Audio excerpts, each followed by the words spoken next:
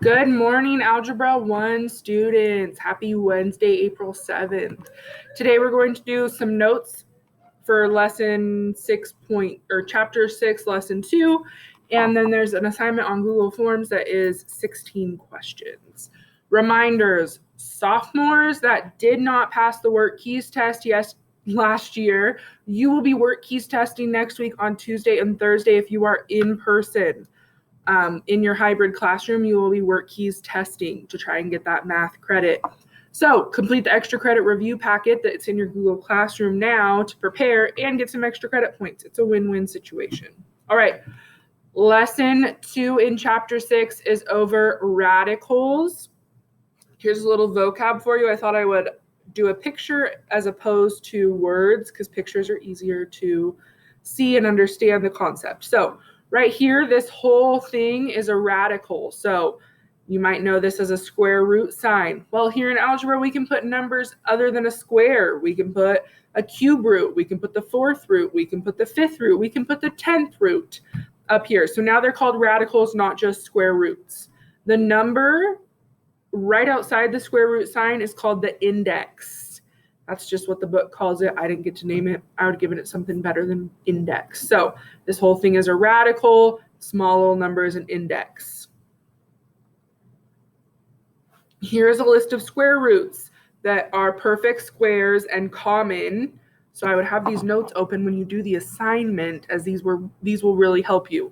So here's square roots. So the square root of 1 is 1. The square root of 4 is 2, which means these numbers times itself gives you that answer. So 6 times 6 gives me 36. So these are called square roots because they're being multiplied by each other twice. Next up, we have cube roots. And so that means when we multiply this number by itself 3 times, we get the answer. So 3 times 3 gives me 9. 9 times 3 gives me 27. So the cube root of 27 is 3 because that number times itself 3 times gives me the answer. Then I have 4th roots and 5th roots. I didn't list as many of these because we won't go to huge numbers for 4th and 5th roots. But that means that the number times itself 4 times gives you the answer. So I have 4th and 5th roots listed here. If you have these pages open, it will be very helpful for your homework.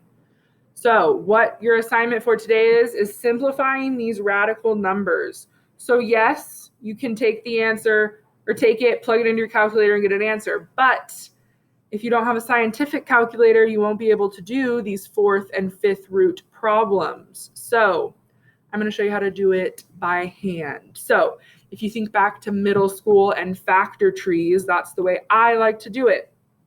So I'm going to take 100 and factor it. This is Gonzalez. I'm going to factor it. So going back to my middle school factor tree, what times what gives me 100? I can pick a multiple of things. I could do 2 times 50, 4 times 25, 5 times 10, or 5 times 20, or 10 times 10. I'm going to just do 4 times 25. Now I'm going to factor this. What times what gives me 25? 5. And what times what gives me 4? 2. We know a factor tree is complete when all of the branches or the stems have prime numbers. So think back, list of prime numbers. 1, 2, 3, 5, 7, not 9, 5, 7, so on. So right here I have prime numbers at the bottom.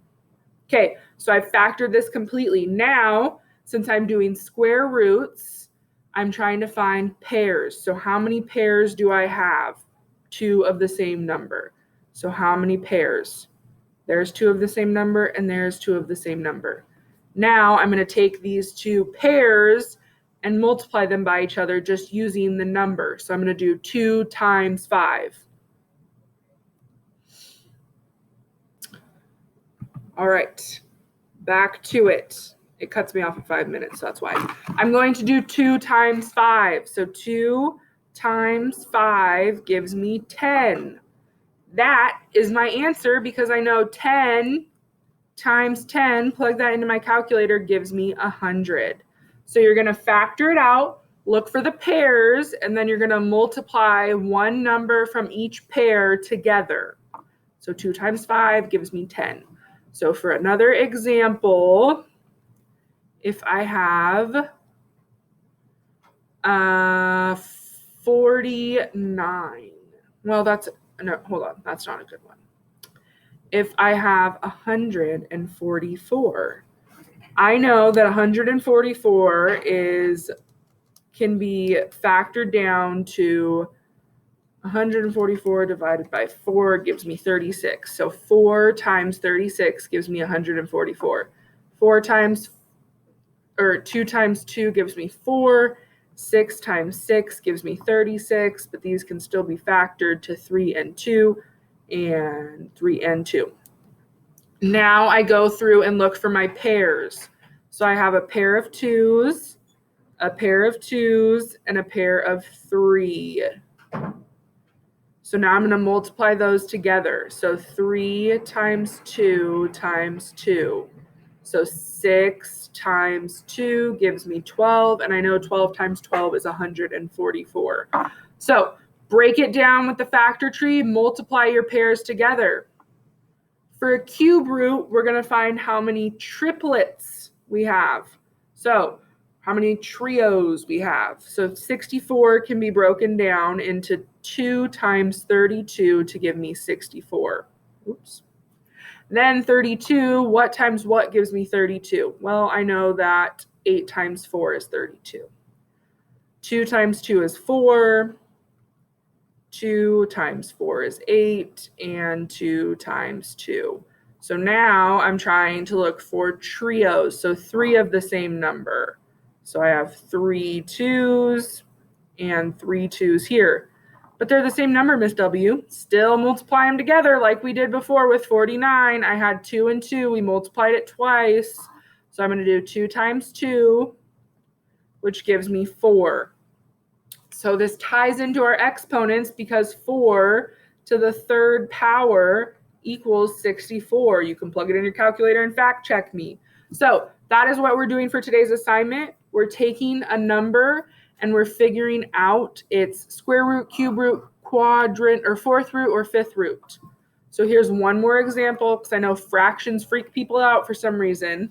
But what I'm going to do to make it easier, I don't want this fraction. I'm going to divide it up because I know the fraction's going to the whole, not the fraction. The square root sign is going to the whole fraction. So what I'm going to do is I'm going to divide it up into 2 square roots. So what's the square root of 4? And then in the denominator, what's the square root of 9? Those are simple ones that I should memorize. They're pretty easy, or I can come back to my square root notes page and look. The square root of 4 is 2 and the square root of 9 is 3. So I can write it as just a whole number. Square root of 4 is 2 and the square root of 9 is 3. So as a whole number answer, I have 2/3. Okay, so that is doing factoring for today. Tomorrow we will do a little bit more and have another Google form. So you have 16 problems to complete today for your homework. Thanks, guys. Have a great rest of your day.